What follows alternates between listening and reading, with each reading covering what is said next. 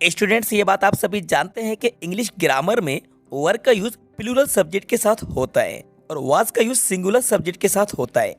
लेकिन क्या आप ये बात भी जानते हैं कि इस वर का यूज सिंगुलर सब्जेक्ट के साथ भी हो जाता है? जी हाँ स्टूडेंट्स, बिल्कुल आपने सही सुना। ये जो वर है इसका use I, he, she, it और नेम के साथ भी हो जाता है। अब कब हो जाता है ये जानने के लिए वीडियो को स्टार्टिंग से लेकर एंड तक ज़रूर देखिएगा, क्योंकि आज मैं आपको इंग्लिश ग्रामर का एक ऐसा एडवांस रूल बताने वाला हूँ जिसमें सिंगुलर सब्जेक्ट के साथ वर का यूज़ किया जाता है। तो चलिए वीडियो को शुरू करते हैं। अब देखिए बच्चों, जो हमारे कंडीशनल सेंटेंस होते हैं, जो हमारे सपोजिशनल सेंटेंसेस होते हैं, उनमें हम सिंगुलर सब्जेक्ट के साथ वर का यूज़ करते हैं।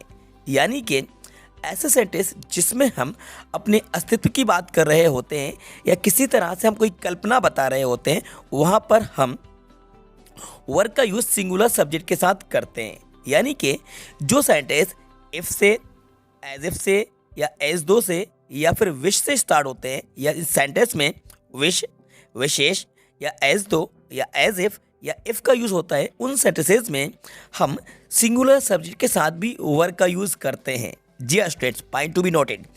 इस बात को अगर आप नोट करना चाहते हैं तो आप नोट कर लीजिए, क्योंकि बहुत ही ज़्यादा एडवांस रूल मैं आपको इंग्लिश ग्रामर का बता रहा हूँ। देखिए, it is used when we wish to talk about something that isn't true but we wish it was. यानी कि ऐसी चीज़ें जिनकी हम कल्पना करते हैं या ऐसी असंभव शर्त का हम बोध बताते हैं जो एक्चुअल में ट्रू नहीं है। जी हाँ, जो एक्चुअल में ट्रू नहीं है, जस्ट हम इमेजिन करते हैं। हम बोलते हैं ना काश, या फिर यदि काश ऐसा होता तो वैसा होता। तो बस उस सभी सेंटेंसेस में हमें वर का यूज़ करना होता है ऑल सब्जेक्ट के साथ। अब यहाँ पे वर ये मैटर नहीं करता कि सब्जेक्ट आपके सिंगुलर हैं या फिर प्लूरल हैं, उन सभी में आपको वर का यूज़ करना होता है। ठीक है, बस जो पॉइंट मैं आपको बता रहा हूँ इनको आप नोट कर लीजिए, फिर मैं आपको इसके एग्जांपल्स बता दूँ। हमारा ऐसे सेंटेंस जो कंडीशनल है, इफ से स्टार्ट होते हैं या फिर एज इफ से स्टार्ट हो, या फिर सेंटेंस में एज इफ आए या एज दो आए या फिर विश या विशेष आए, उन सभी में आपको वर का यूज़ करना है। चलिए इसके कुछ एग्जांपल्स देखते हैं। फर्स्ट एग्जांपल है, if he were my friend he would help me. If he were my friend he would help me. यदि वे मेरा दोस्त होता तो वे मेरी मदद करता। यदि वे मेरा दोस्त होता तो वे मेरी मदद करता। अब यहाँ पे देखिए, if he were my friend, तो यहाँ पर हमने ही के साथ वर का यूज़ किया है। एक्चुअल में ही हमारा सिंगुलर सब्जेक्ट है और ही के साथ हमें वाज का यूज़ करना होता है, लेकिन यहाँ पर इस सेंटेंस में हम वर का यूज़ करेंगे, क्योंकि यहाँ पर इसको हम इफ़ से स्टार्ट कर रहे हैं। ये कंडीशनल सेंटेंस है, if he were my friend, यदि वे मेरा फ्रेंड होता तो वह मेरी मदद करता। इसलिए यहाँ पर जो राइट आंसर होगा वो वर होगा। तो हेल्पिंग वर्ब यहाँ पे आपको वर लगाना है, यहाँ पे वाज नहीं आएगा। क्लियर?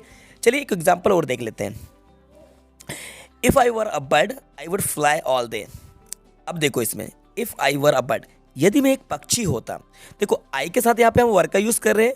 बेसिकली आई के साथ वाज का यूज़ किया जाता है, लेकिन यहाँ पर हम वर लगा रहे हैं। क्यों लगा रहे हैं? बिकॉज हम इसको इफ़ से स्टार्ट कर रहे हैं। ठीक है, if I were a bird, यदि मैं एक पक्षी होता, I would fly all day, मैं सारे दिन उड़ता।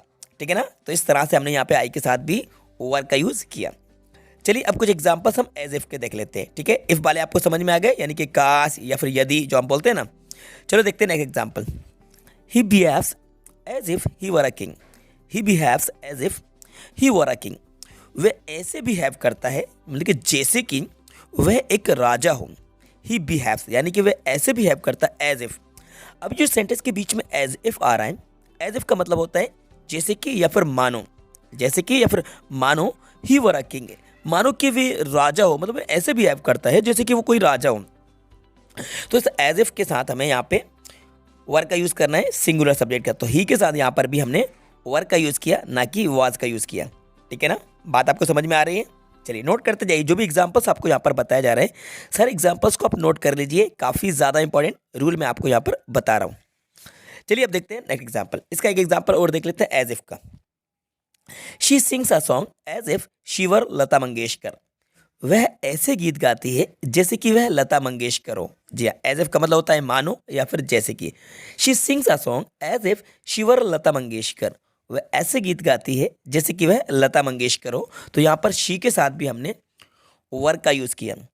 जी हाँ बच्चों, पॉइंट टू बी नोटेड, यहाँ पर वाज नहीं आएगा, शी के साथ भी वर का यूज़ आपको करना है। शी एक्चुअल में सिंगुलर सब्जेक्ट है, लेकिन इसमें हम एज इफ का यूज़ कर रहे हैं, इसी वजह से यहाँ पर हमें वर लगाना होगा। चलो अब देखते हैं विश के एग्जाम्पल। जब बोलते हैं विश, काश, तो I wish I were a king. I wish I were a king मतलब कि मेरी विश है मैं एक राजा होता। आई वर अ किंग, तो यहाँ पर आई के साथ आवाज़ नहीं आएगा, आई के साथ वर आएगा। वन मोर एग्जाम्पल और देख लेते हैं। She wishes she were a bird. She wishes she were a bird, तो यहाँ पर भी शी के साथ हमने वर का यूज़ किया। She wishes she were a bird, यानी कि उसकी विश है कि वे क्या होती, एक पक्षी होती, तो यहाँ पर आपको वर लगाना है। चलो एक एग्जाम्पल और देख लेते हैं, लास्ट में मैं आपको बता देता हूँ इसका एज दो का। ठीक है, ये जो एज दो है ना, एज दो, इस एज दो का मतलब भी होता है मानो या फिर जैसे कि, जो जस्ट अभी हमने एज इफ का यूज़ करा है ना, एज इफ, इस एज इफ की तरह एज दो का भी यूज़ होता है, और इस एज दो का मीनिंग होता है मानो या फिर जैसे। ठीक है ना, चलो इसका एग्जाम्पल देखते हैं। She orders me as though she were my wife. She orders me as though she were my wife, वे ऐसे ऑर्डर करती है जैसे कि मेरी वाइफ हो। शी ऑर्डर्स मी, वे ऐसे ऑर्डर करती है, वह ऐसे हुक्म चलाती है जैसे कि मेरी पत्नी हो। ठीक है, तो इसको हम बोलेंगे शी वर माई वाइफ। तो यहाँ पर आपको वर का यूज़ करना है, वाज का यूज़ नहीं करना है। ठीक है, शी के साथ भी यहाँ पर आपको वर लगाना है, वाज नहीं आएगा। ठीक है स्टूडेंट्स, तो मैंने आपको यहाँ पर ये कंडीशनल सेंटेंसेस बताए हैं। ये हमारे कंडीशनल सेंटेंस कहलाते हैं या फिर सपोजिशनल सेंटेंस कहलाते हैं, जिसमें हम कल्पना करते हैं या फिर ऐसी असंभव शर्त का हम बोध करते हैं जो किसी भी तरह से हमारी एक कल्पना होती है, इमेजिनेशन होती है, जो पूरी नहीं होती है। तो हम बोलते हैं ना, काश ऐसा होता, काश वैसा होता, यदि ऐसा होता, यदि वैसा होता। ठीक है, तो ये सारी जो सेंटेंसेस है जिसमें इफ आए, एज इफ आए, एज दो आए, ठीक है ना, या विश आए, इन सभी में आपको आल सब्जेक्ट के साथ वर लगाना है। सब्जेक्ट आपका सिंगुलर हो या फिर प्लूरल हो, सभी सब्जेक्ट के साथ आपको वर का यूज़ करना है। इस तरह से ही एग्जाम्स में सेंटेंसेस पूछे जाते हैं। तो दोस्तों उम्मीद करता हूँ ये वीडियो आपको पसंद आई होगी और इस वीडियो से आपको बहुत कुछ सीखने को मिला होगा, नई बात आपको सीखने को मिली होगी जो अब तक आप नहीं जानते होंगे। हो सकता है आप जानते भी हो, अगर नहीं जानते तो बहुत कुछ आपको यहाँ पर सीखने को मिला होगा। तो बस इस वीडियो को लाइक कीजिए और अपने सभी दोस्तों के साथ ज़्यादा से ज़्यादा शेयर कीजिएगा, और यदि चैनल पर नए हैं तो चैनल को ज़रूर सब्सक्राइब कर लीजिएगा और बेल आइकन को ज़रूर प्रेस कर दीजिएगा, सो दैट आपको आने वाली वीडियोज़ की नोटिफिकेशन सबसे पहले टाइम पर मिलते रहें। और हाँ, इंग्लिश ग्रामर की पूरी एक सीरीज़ चलाई जा रही है। इंग्लिश के बहुत सारे टॉपिक्स आपको हमारे चैनल पर देखने को मिल जाएंगे, आपको पीडीएफ भी मिल जाएगी। बस उस पीडीएफ के लिए आप हमारे टेलीग्राम ग्रुप को ज्वाइन कर लीजिए। आप हमारे टेलीग्राम ग्रुप से जुड़ सकते हैं, लिंक आपको डिस्क्रिप्शन बॉक्स में मिल जाएगी। और आप प्लेलिस्ट पे विजिट कीजिएगा, वहाँ पर आप ग्रामर का पोर्शन को सेलेक्ट करिएगा तो ग्रामर के टॉपिक्स आपको प्रैक्टिस सेट और प्रैक्टिस के लिए आपको ग्रामर के टॉपिक्स प्लेलिस्ट में इसी चैनल पर मिल जाएंगे, तो वहाँ जाकर आप इसकी विजिट कर सकते हैं। तो बस हमारी वीडियोस को देखते रहिए और सीखते रहिए। Thanks for watching.